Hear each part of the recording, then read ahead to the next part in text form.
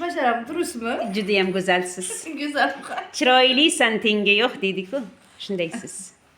O'zingiz tanishtirasiz, chiroyli xonim.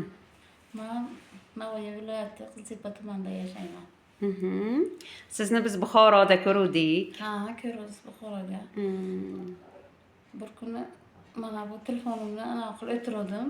YouTube'ga kirib, tomosha qilib o'tirdim. Shunday bir so'z chiqdiki, u so'z menga shunday davo bo'ldi.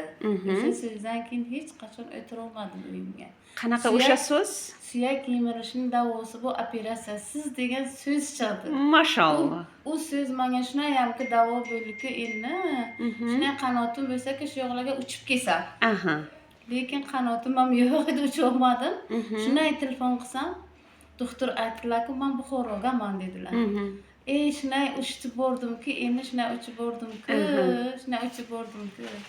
O'sha joyda ham sizda o'zgarish bo'luvdi. Ha, albatta o'zgarish bo'ldi. Keyin o'zgarishdan qoniqmadingiz, yana ham kuchliroq o'zgarishni his qilish uchun bu yoqqa keldingiz. Azizlar, biz Nurafshondamiz, doktor xonimning qabulxonasidamiz.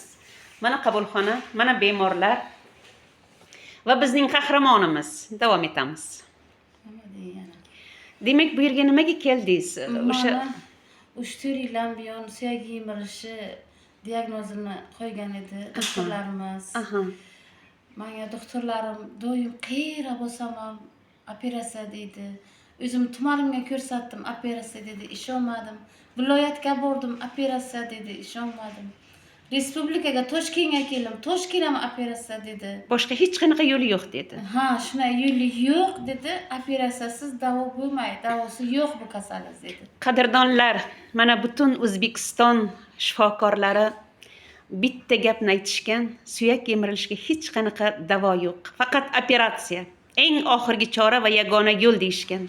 Ammo mana shu doktor xonimning xizmatlari bilan, bilimi bilan, harakati bilan hech qanaqa operatsiyasiz, tig'siz mana shu kasallikning davosi bor degan bir juda ham katta ishonch bildirib, butun O'zbekiston ahlini mana shu ayolning qanotiga, haligi qanot bag'ishlagan so'zlarni aytayotgan ekan. Demak, shu butun O'zbekistonni ishontirayotgan ekan. Biz ham ishondik, qadrdon. Davom etamiz. Doktor